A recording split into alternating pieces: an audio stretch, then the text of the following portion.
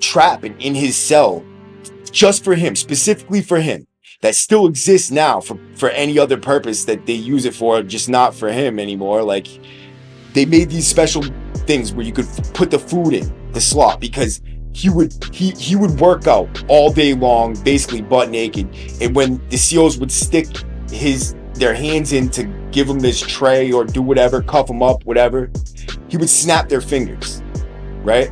Or pull their arm in and break their...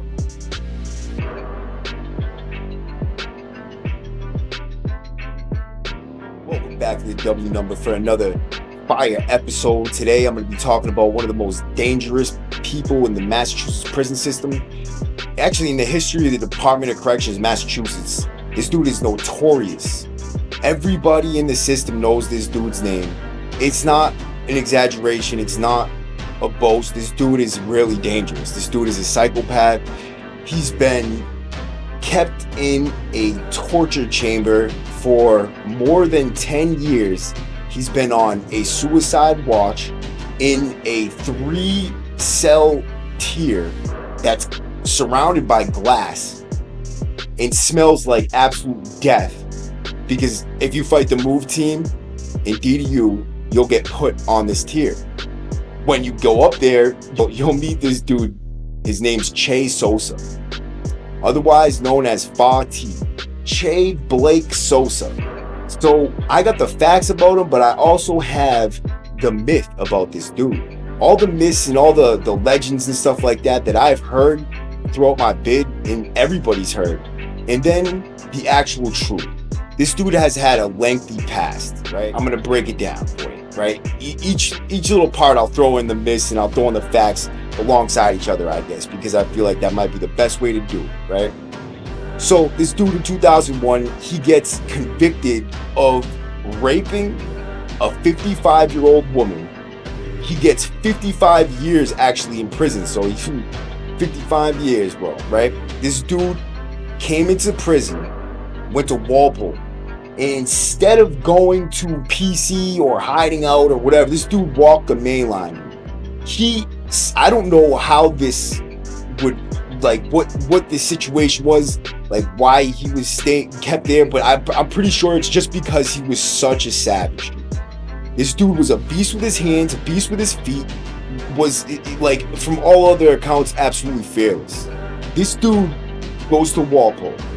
This is also facts that are just well-known facts within the prison system. So he goes into Walpole, and every account of what I've heard from dudes that are around him, like the white dudes that I fuck with, even the black dudes, the older dudes, like all these dudes, they say that he'd been in Old Colony before, and he had been in Walpole, and he was relatively normal, right? Like he would hang around, like at normal as in like he wasn't like he is now, which is like a raving lunatic. But that's probably just because he's been locked in a little cell for so fucking long, right? With nothing, like literally nothing. In the conditions that I'm going to tell you that he lived in were so horrendous. They are so horrendous that it brings up a moral dilemma. Do you just kill this dude and put him out of his misery, or continue to do what I feel like is almost sick to do to a human being? When he gets into Walpole, he starts, he brings in people naturally because he's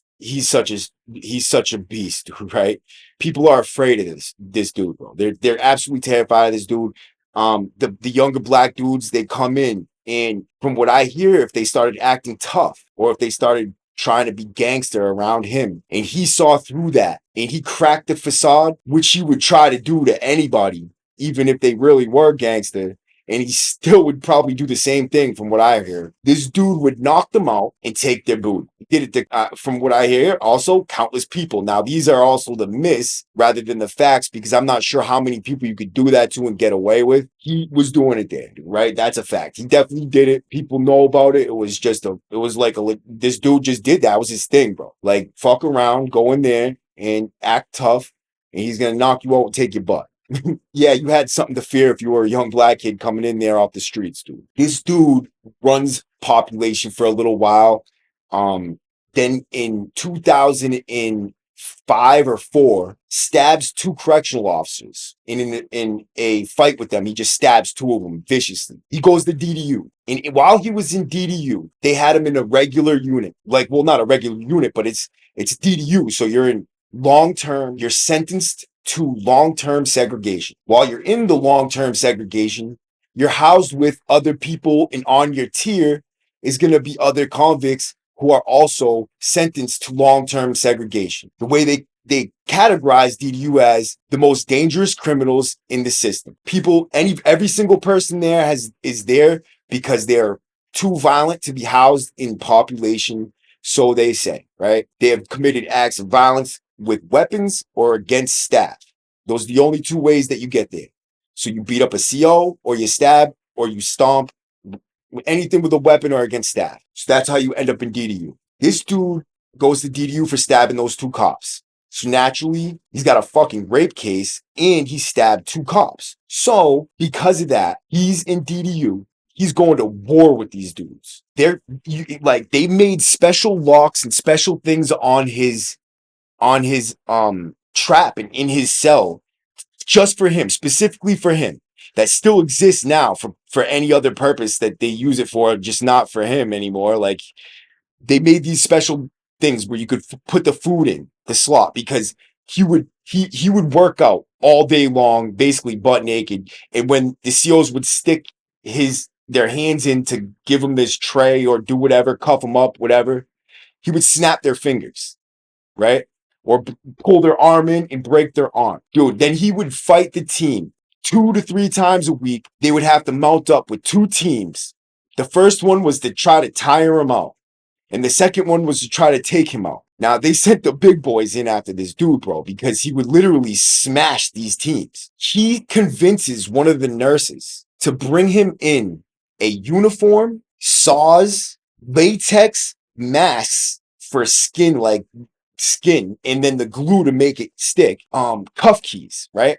So he's got a uniform, like a CO's uniform, the plastic latex skin, the stuff to make it stick, and cuff keys and saws to cut through, bars or fence, whatever, right?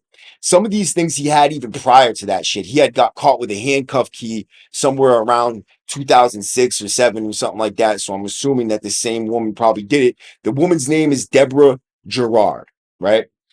So this is a nurse that works in Walpole and does rounds. So she's a nurse. She goes around the unit and she passes out meds to everybody. So when she get to his cell, he would have to do things like small things, like pass her a little note or something like that through a medical slip or through whatever he's giving back to the nurse. Maybe it's like Visine, eye drop, something, anything like where he could conceal a note or, whatever. And I'm assuming it started off with just small gestures, things like that, where he kind of pulled her in and he knew he had her, he knew she liked him, right? And then he just took his shot a shot. Because why not? Because he's doing the 55 years in prison and he's never going to get out at this point because he stabbed 2 cops and he's snapping their fingers and breaking their arms. He knows he's never getting out. And now it's looking like he's probably going to be in DDU for a very long time after all the assaults that he's accumulated while in DDU. He convinces this nurse to bring him in these things, these items, to help him escape. But the nurse freaks out and rats on herself. And they find all these items in her locker. So they made it through security, through everything, and actually into her locker, her staff locker, where she kept them. I don't know, I think it was 2 days or something like that, or a day or something. And I think because he threatened her, like he was like, "Where's my fucking shit, you fucking bitch?" Like something crazy like that, bro. The dude was a despicable human being in all cases, dude. The dude was just a despicable human being, bro, right? So this dude gets caught for this. Now, the Deborah Gerard is going to go to court. She's going to face charges for it. This dude is also going to court and facing charges for, threatening and coercing staff to bring in items or whatever, and attempted escape and stuff like that, right? So this dude is going to court. He's got his lawyer. He's not liking what his lawyer's doing for him, right? He wants his lawyer to do something else too. I'm pretty sure he was trying to get his lawyer to help him escape, bring him in a gun, right? I think he had asked his lawyer to bring him in a gun. But that is also myth, right? That's something that I heard and not something that I've read, and I know for a fact because I've been looking into this shit heavily, right? And I can't find anything about that, right? His I know for a fact him and his lawyer were arguing back and forth over something, either his case and how he was handling it, or the fact that his lawyer wasn't trying to do for him what he wanted him to do for him, right? So he sneaks a 6-inch steel blade into court. And when he gets into court, flips his fucking cuff and stabs his lawyer, jumps over the thing and stabs his lawyer several times. So this is like insanity, dude. This dude is just, he's unstoppable.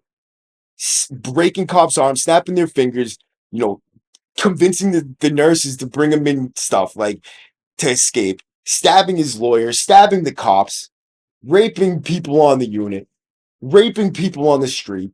This dude is just a savage. I don't think he has a soul, honestly. The dude, like, I don't know if he had any type of foresight or future sight to understand what kind of shit he was putting himself into, or if he just didn't care. Because normal, people like know what they're gonna face, right? They don't want to do certain things, they just don't want to face the forever consequences of it. So they don't. But this dude just didn't give a fuck, right? So after a certain time of this, and now this is the true stories are that he would have two move teams mount up 7 days a week on a lot of cases, and he would fight the move team once a day for a workout. He would work out, like really work out, like a madman do like this dude work out harder. I've never heard of people doing like they say that they would hear him working out from morning until like 5 o'clock when he was ready to fight his move team and get his real workout in. Like the dude would just go all day long, dude, butt naked or in his underwear, whatever the situation is, just going, bro. Right. And then there was time for the fucking second workout, bro, which is fighting the move team. And then he would tear apart the move teams. It got so bad that they could not handle him, right? So they had to take away anything from his cell. They had to put him in a situation where it would have been a lot easier for them to take him down. So what they started doing was they started doing the special food slot so that they put the food in and then they close a little trap. They have him sit at the back of the cell on his knees in order to get fed. And then they started doing the doggy slot. So they do the same thing with the doggy slot because he figured out a way to get through the food slot thing and still grab them and snap the dude's finger through that. I don't know how, but he did it. And so they started doing it on the bottom. And that's introduced something new to DDU for everybody. If you act up and you get put on status, they will try to feed you through a doggy slot. It's up to you whether you just have no shame and you'll crawl over that fucking slot and eat that food. I'm not eating that shit, bro. I never got put on that status, but I've seen other people on it, and I would not do it, dude. I just couldn't do it, bro. Not eating food through a bottom food slot like a dog, like off the fucking floor. Not to mention whatever they're doing to that food. This dude, I'm sure they were fucking with his food. Like they hated this dude, right? So after a while of this, they had to make special provisions. So they made an entire wing, cleared it out. It was only 4 cells. So it's 2 cells, or no, sorry. Yeah, 4 cells. So it's 2 cells, and then the showers in the middle, right? And I don't know if it's the shower drains or just the tier, but when you walk into that little enclosed space, now they surrounded it in glass. So the bubble in DDU, it's like a big, they have, things shooting off in every direction, and then they have the bubble in the middle, right? And in the bubble, there's two tiers of cops, right? There's one that sits up here and then one that sits down here. And each group of cops does the rounds on the floors in the bottom or the floors in the second tier. And they take turns, I'm pretty sure, however they do it, but that's how it's set up, right? So that they can see down every wing from the middle. They could just sit right there, and I could, if I was there, I could just turn around in my chair like this, and from that viewpoint, I could see through every single unit, straight down the hallway. And the way it's set up also is that when you're talking in there, it echoes through the whole place. So if you got a tier that's kind of loud, usually the tiers making moves and got all the shit on it are pretty loud. People are like, yo, send it over here, dude, send it over there. You can hear it. But most of the time they just don't care. You know what I mean? They just know that it's gonna be more of a headache to come grab it if they do. So they just don't bother unless there's some type of issue, which is K2. The K2 comes through. They don't like it because people are throwing up and having seizures and breaking their TVs and going fucking retarded and bananas over this shit. So they don't like the K2 because people are going out on stretchers and it makes them look bad. So when there's a situation like that, they send the drug task force in the middle of the night and boom, bang your door and just like you were on the streets. So they put this dude up in B wing, which is its own tier that you don't look down like that in the middle. The bubble sits right in front of it and it looks right at the tier. And all the cells on the tier pretty much, the two cells over here you can't see in, and then the two cells on this side have glass windows in front of them and nowhere to be in that cell that the COs cannot see you straight all the way from the bubble. Or anybody in the bubble can see you just like that too, right? They could see into your cell from there. They had him butt naked, put him in that wing all alone. I don't know if they planned on keeping him there for as long as they did, but what ended up happening is they kept the dude there for 10 long years. Now, at the time, so I think, sorry, it was 11 years, but on the 11th year, something changed. I'll get into that in a second, right? So they put this dude up there, and as he stayed up there, they were just telling him, like, look, you're going to have to start behaving or you're going to be up here, right? The dude just kept on. He was butt naked. He's not wearing any clothes, bro. Like, he just didn't give a fuck, right? And he's up there. He would just work out butt naked and do his normal routine, fight the move team for his secondary workout. After a little while, he said he would slow down and fight the move team only twice a week because all of his bones in his body, at some point, especially his fingers and his toes, were so broken and mangled from being beat up so many times. And once they get you in handcuffs, it doesn't matter how much of a savage you are, especially if you trashed them, they're going to break your fingers and shit. Like, that's just what they do, right?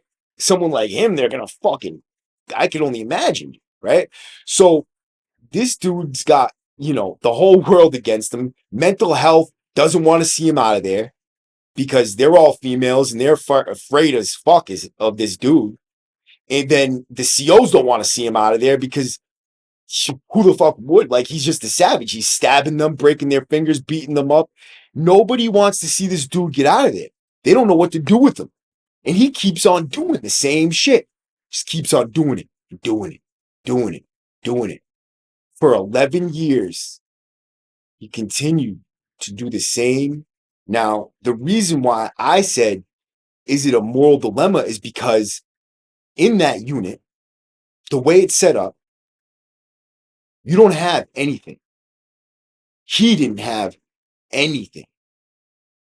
Towel, maybe a mattress, no sheets, no blankets, or maybe a blanket, maybe a security blanket, which is like, you don't want that blanket, dude. It doesn't feel good at all. You're not sleeping with it. You're not sleeping on it. It sucks, right? Maybe keep you warm in the freezing ass night, but this dude didn't have shit. Nothing to take his mind off of that fucking crazy agony that it must have been in mentally, dude, right? So I think what he did was to take that soul crushing fucking loneliness and pain away is work out and fight the cops. Mental health would come. They'd ask him if he's all right. And he would make jokes at them. So they would just write him off. And for 11 long years, while he decompensated as a human being, until he couldn't even do what they said he was all about in the first place, and was basically almost retarded. Because when I went up there and I seen him, he was just like gone, dude. I didn't even know how to take him. He would say weird shit and then not respond. And then when the nurses or anybody came through, they would be like, Che, cover up. Like, Che, cover up. And then he would just like he was just unresponsive. Like they had, so like what, for instance, I was there when they had a tour, and this dude was legitimately in his cell smacking his meat, dude, to the tour. And when they came by, I'm like, Chin, what are you doing, dude? He's like, ha ha ha, just joking. Like, what? Yeah, haha. Wicked funny, bro. Like, dude, this shit was, you can't make it up, bro. So this dude completely decompensated. Do you deserve it? Was it necessary? I mean, those are questions that only the universe can answer. I mean, I think that a lot of it was probably necessary. And did he deserve it? I mean, depends on what it is. You know, I think that he deserved maybe a quick death. You know what I mean? Let's take this motherfucker out, bro. Maybe do to him what he did to that lady. But other than that, I don't think keeping anybody in a cell like that until they literally decompensate as a human being is even normal. It's not right. And there was many lawsuits passed over this same case. Sosa versus it's Michael Rodriguez, I think it was. And it was the administrator or the superintendent of Walpole, I think at the time, and all the medical staff, everybody that was involved. And he won these lawsuits because they had to take him out of there at some point. And so before I went home, I was with them on the tier in L3. They moved him up to a suicide cell in L3 where he would fight the move team once a week. I'm not sure if this dude just didn't get it or if he was just mentally retarded still. The way I heard it before I left was that dudes almost gave this dude a grudging respect for never switching up. I just didn't talk to the dude like that. You know what I mean? Someone passed the message through me to him, and that was about as far as I was going to go with that. You know what I mean? And the only reason why I even did it was because the person who was passing the message was a good dude. And basically told me that the dude was solid. I don't know, man. Like this, I see. This is like, he wasn't. Dude, this dude is not solid. I don't know, man. He was a dangerous motherfucker. Guys are fucking super scared of him, and he's been a savage his whole fucking life, right? Before he was in all this shit, his life before this. Let's find out what his life was before this. So what it says here, the facts of Che Sosa. His real name is Che Blake Sosa. His AKA is Fah, F-A-H -T-E-E. 2001 conviction. Che Sosa was convicted in 2001 for breaking into a woman's home in Quincy and committing rape, leading to a 55-year prison sentence, according to the Massachusetts Criminal Defense blog. In 2006, Sosa stabbed 2 correctional officers in an attempt to obtain their cell keys. In 2007, escape attempt. Sosa conspired with nurse Deborah Gerard, who smuggled items such as saws, handcuff key, and steel clip into the prison to facilitate his escape. According to the Massachusetts Criminal Defense blog. Attack on attorney. During a court proceeding related to his escape plan, Sosa attacked his attorney with a homemade weapon, stabbing him multiple times. Confinement in DDU. Due to his repeated violent behavior and escape attempts, Sosa has been held in the Department Disciplinary Unit at MCI Cedar Junction, a unit designated for the most dangerous inmates. Legal proceedings. Sosa has been involved in numerous legal proceedings, including civil rights lawsuits against the Massachusetts Department of Correction, alleging inadequate medical care and harsh confinement conditions. That's to say the least. Now, there was a myth about who he raped, what he raped before this, right? So the myth was that he raped the CO and ex-CO, the husband, the wife, and the dog. I looked into it, and apparently there is no publicly available information to support the claim that Che Blake Sosa's 2001 rape victim was a current or former police officer or correctional officer, nor that a man or a dog was involved in the incident. Reports indicate that Sosa was convicted for breaking into a woman's home in Quincy, Massachusetts, committing rape, leading to a 55-year prison sentence. That's the Jamaica Plain Gazette. Subsequent reports focus on his actions during incarceration, including violent incidents and escape attempts. However, there's limited information regarding any prior criminal convictions or prison sentences before 2001. This lack of data suggests that either such records are not publicly accessible or that Sosa did not have significant criminal convictions before his 2001 offense.